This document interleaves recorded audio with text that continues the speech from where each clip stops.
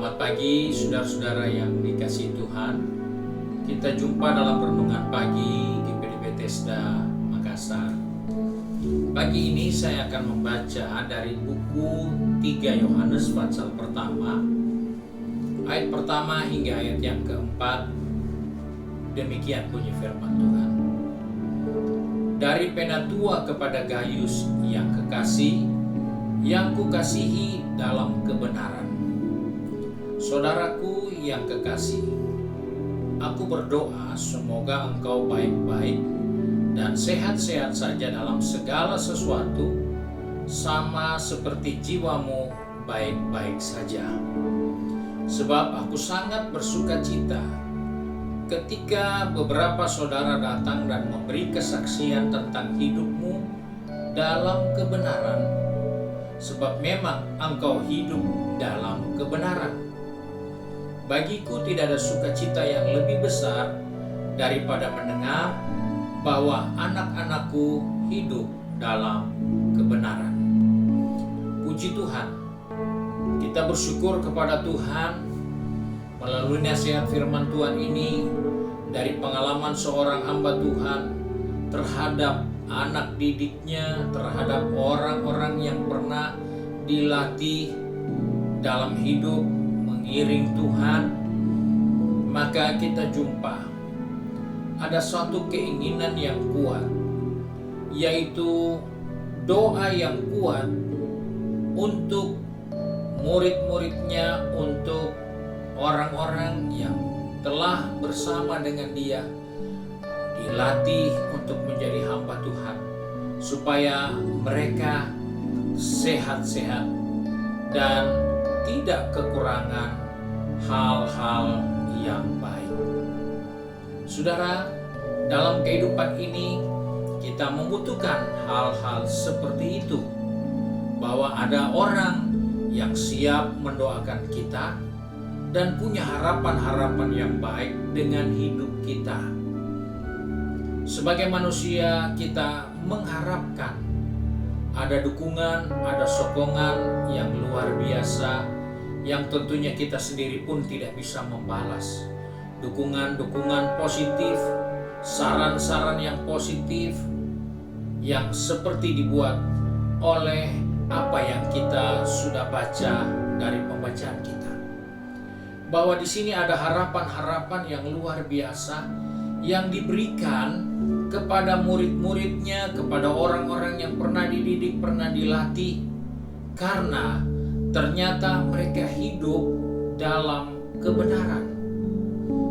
Hal inilah yang menjadi sebab dukungan-dukungan positif muncul bagi orang-orang yang hidup dalam kebenaran. Nah, dalam kenyataan hidup mengiring Tuhan, ada orang yang tidak bisa bertahan untuk terus berada di dalam kebenaran. Karena apa yang dikatakan tadi, bahwa kesaksian hidup dalam kebenaran memang nyata dalam hidup orang-orang itu. Hal ini menjadi perhatian penting untuk kita, karena melihat bahwa ada harapan-harapan yang luar biasa yang diberikan kepada orang-orang yang berjuang dan terus hidup dalam kebenaran. Sebab itu, sebagai orang percaya, kita tidak bisa hanya mengharapkan orang mendukung kita, mendoakan kita. Ada banyak orang mengharapkan dukungan doa di dalam kelemahannya. Ada banyak orang mengharapkan dukungan doa di dalam keterbatasannya. Ada banyak orang minta dukungan doa di dalam pergumulan yang sedang dihadapinya. Tetapi kita melihat ada doa-doa yang melimpah, yang luar biasa diberikan kepada orang-orang yang ternyata hidup dalam kebenaran. Sebab itu mari, sebagai orang percaya, siapa yang tidak punya pergumulan? Kita punya pergumulan, kita punya masalah, kita punya tantangan. Dalam hidup ini tidak ada yang bebas. Kita melihat ketika Yesus ada di dunia ini bersama murid-muridnya. Murid-murid punya pengalaman. ada bersama Yesus tapi ada gelombang besar. Bersama Yesus mereka kekurangan makanan, sehingga Yesus suruh katakan duduk, suruh orang-orang ini duduk di rumput dan kamu cari makanan. Itu bukan berarti ikut Yesus tidak ada masalah, tapi ada masalah, ada pergumulan, ada tantangan, ada rintangan. Mereka ikut Yesus, pernah mereka diusir, sampai beberapa orang murid katakan, "Guru, biar kita doa minta api turun dari langit bakar penduduk kota itu." Karena mereka tidak mampu menahan dan berhadapan dengan tantangan yang ada di depan mereka. Mereka mau jalan pintas, biar penduduk itu binasa dengan api yang mereka minta dari sorga turun membakar penduduk kota itu. Hal-hal seperti itu terjadi bukan karena Yesus jauh dari mereka, bukan karena mereka bukan pengikut Yesus, tapi justru mereka murid Yesus yang siang malam bersama Yesus, tapi masalah pergumulan mereka harus hadapi. Nah, sebab itu apa yang dikatakan dalam pembacaan kita, ada orang yang berdoa untuk kesehatan kita, untuk jiwa kita, untuk banyak hal dalam diri kita.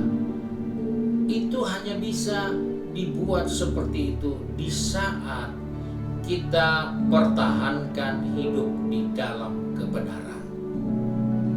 Sebab itu mari, sebagai orang percaya, ada banyak orang bisa bercerita, bisa bersaksi, Tuhan sudah tolong dia, Tuhan sudah berkati dia, Tuhan sudah luputkan dia, dan akhir kesaksian, tolong bantu dalam doa supaya Tuhan selalu kuatkan saya, Tuhan selalu berkati saya. Tidak salah harapan itu, tapi jauh lebih baik jika kita belajar hidup di dalam kebenaran, dan orang mendengar kebenaran-kebenaran yang kita kerjakan itulah yang membuat orang bergairah berdoa untuk kita. Kita bukan balas yang jahat dengan yang jahat, kita balas yang jahat dengan kebaikan, karena kita orang kebenaran, orang yang melakukan kebenaran. Yesus katakan, kalau ada yang membenci kamu, berdoa, berkati orang itu, karena itu orang yang mau hidup dalam kebenaran. Bukan orang yang disakiti itu kita doakan supaya Tuhan hancurkan dia, Tuhan binasakan dia, Tuhan kacaukan hidupnya. Bukan. Karena kita tidak akan pernah melihat orang mendukung kita di dalam doa jika kita tidak bertahan hidup dalam kebenaran. Inilah yang diingatkan kepada saya dan saudara melalui renungan pagi ini, bahwa ada satu doa yang dipanjatkan, bahwa semoga engkau baik-baik dan sehat-sehat saja dalam segala sesuatu, sama seperti jiwamu baik-baik saja. Inilah harapan-harapan yang kita ingin terwujud dalam diri kita. Tapi harapan itu hanya bisa menjadi seperti itu di saat kita hidup dalam kebenaran. Sebab itu, mari pagi ini kita mau satu dalam doa. Kiranya Tuhan tolong kita untuk terus bertahan hidup di dalam kebenaran, sebagaimana Daniel dan kawan-kawannya di Babel, mereka terus berjuang hidup dalam kebenaran. Ancaman ada, masalah ada. Mereka bukan terancam karena tinggalkan Tuhan. Mereka bukan ketakutan karena jauh dari Tuhan, tapi karena mereka melakukan kebenaran. Mereka harus bayar harga, namun mereka tetap bertahan di dalam kebenaran itu. Mari kita satu dalam doa. Kembali kami datang kepada Bapa di surga dengan mengucap syukur, karena oleh kasih karunia-Mu, Engkau memberikan kebenaran-Mu bagi kami, dan kami akan hidup di dalam kebenaran itu. Sebab itu Bapa, kembali pagi ini kami serahkan seluruh kehidupan kami, roh, jiwa, tubuh ini ke dalam tangan-Mu. Kiranya Tuhan memegang tangan kami, mengatur langkah kaki kami di hari yang baru ini, agar kami tetap berpegang kepada kebenaran, agar kami tetap menjaga hidup di dalam kebenaran. karena kami percaya kebenaran itu akan memerdekakan kami. Kebenaran itu akan menghasilkan buah-buah yang baik. Dan di dalam kebenaran itu akan ada banyak doa-doa yang dipanjatkan bagi kami untuk kami tetap sehat dan kuat, karena Tuhan telah memelihara kami di dalam kebenaran itu. Tolong anak-anakmu Bapa yang sudah pergi di pekerjaan mereka, sudah berada di tempat bisnis mereka, sudah ada di kampus, di sekolah, maupun yang sedang sibuk dengan kegiatan di rumah tangga masing-masing.